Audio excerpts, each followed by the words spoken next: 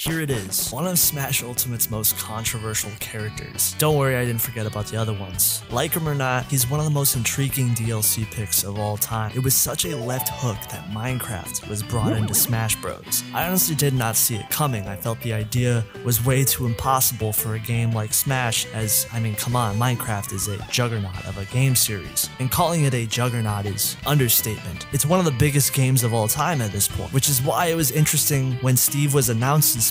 I don't think anyone understood the actual potential of this character. Sure, casual players would love his inclusion. He would become considered by a large majority of the competitive community as one of the most dangerous characters in the game. Don't worry, I didn't forget about Kazuya either. One at a time here, guys. Is Steve as broken as a character like Brawl Meta Knight or Smash 4 Bayonetta? God, I almost got PTSD flashbacks with that last one. Well, that's to be debated, but I'll say this. He's for sure controversial. He is one of the best characters in the game, if not maybe the actual best character in the game. The reasons why Steve is so destructive can be for a variety of reasons, but if it isn't obvious, he's an example of a character that for sure breaks the conventions of a standard Smash character. Big thing for Steve is his major mechanic that makes him stand out it's his ability to build blocks. A lot of DLC characters, even in Smash 4, were known for their unique mechanics as part of their selling point and to overall make things interesting while paying respects to their series. Look at Cloud Limit, Bayonetta's Witch Time combos, or the fact Kazuya has a load of moves. One of Steve's main attributes is his ability to build blocks.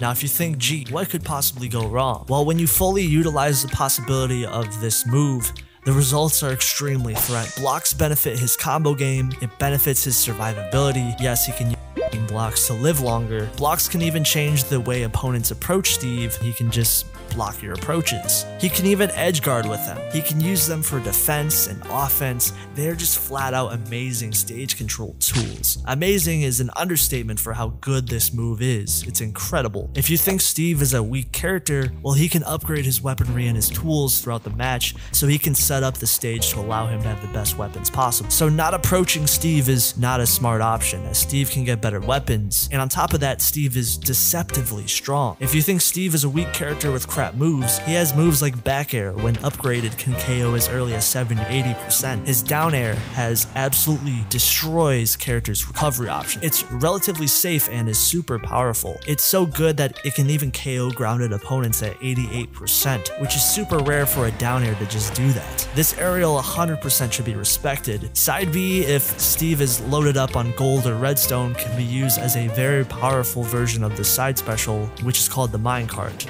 This move is an incredible neutral tool, as it forces opponents to stay away from Steve, and it comes out rather quickly and catches people off guard. All I'm saying is if you face Steve, you're going to see this move a lot. His neutral special has 3 different versions, one where you're near crafting tables, one where you're near the ground, and then one where you place blocks. It's pretty rare for a character in general to have one move with 3 different versions of that attack, but Steve just is that cool, I guess. If you want to play Steve, this move is going to be used a lot and is very important if you want to gain resources and use blocks. You're going to be pressing B a lot. When Steve crafts his tools, his sword, axe, pickaxe, and shovel will start out as wooden. The wooden versions are weaker but are more beneficial to his combo game, while the higher level crafted items will definitely make the weapon stronger. The crafted table can be summoned by holding shield and B, and the background object is integral for Steve if he wants to upgrade his tools. The crafting table itself has 30 HP. He has a very Brawl-esque up special. It's actually really good and it can be difficult to edgeguard, especially since he also has a minecart that can be used as a recovery tool too, and we saw how that move can be used, so think about that. So even Steve has a passable recovery. He has a slew of setups that can be used to his advantage. Honestly, you can make an entire video on Steve's setups alone. I still feel like you wouldn't cover all the possibilities that are out there. Some of the more interesting ones, you can use TNT and down air setups to cover get up attacks at ledge and they're just gone. You can use blocks to make throws destroy your opponents. Yes, this is possible. His forward throw is a semi-spike. It could be used as a KO throw. His tilts come out super quick and can be spammed in place, most notably his up tilt and down tilt, which are both strong combo starters. Steve most likely has to use his moves precisely because he has to mine for upgraded moves and more powerful attacks.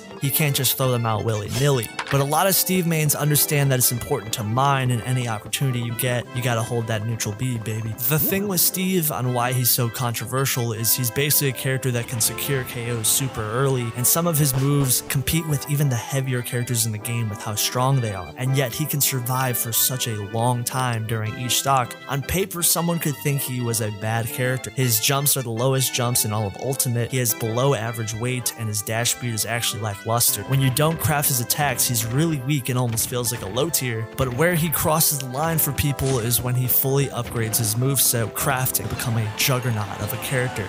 Characters would wish to have the amount of tools that Steve truly has. Steve has even won majors. There's a handful of individuals who have gained success from playing Steve. Is it at the point where it's Smash 4 Bayonetta, where every top 8 they're just all Steve? Well, no, not yet. He does have some weaknesses. He does terrible when characters rush him. When characters don't allow him to set up and craft for better items, that's when Steve tends to struggle. When Steve doesn't have the correct loadout, that's when an opponent can take advantage of his general low stats and poor grounded and aerial mobility. His grab has a lot of end lag when missed. He also suffers against characters who outrange him, like having super long swords, for example, like Sephiroth or Marth. They can definitely take advantage of Steve's bad range. However, it should be noted that the reason why Steve is so good is because his weaknesses can be minimized. Steve sucks at dealing with pressure, while he has side B as one of the most annoying moves to deal with in his kit, and it can be spammed, and it generally is going to keep opponents at a distance from Steve. So if you're trying to approach Steve, Steve can basically play keep away with his side B, and if a character wants to camp Steve, well, Steve can camp them just as hard, as he can run away, place blocks from a distance, and then hold neutral B to upgrade his kit. He's easily one of the most polarizing, some would say toxic characters in Smash Ultimate. He's by far one of the strangest characters in the game. He almost reminds me of a type of character you would see in Ultimate Marvel vs. Capcom 3, where he starts out as a pretty bad character, but when upgraded, he becomes an insane threat. There's been a large movement of people who've wanted Steve banned, which goes to show how controversial he truly is. He may not be as dominant as Smash 4 Bayonetta or Brawl Meta Knight, but if things continue down this direction, it's possible that he can be pushed further. We will have to see where things unfold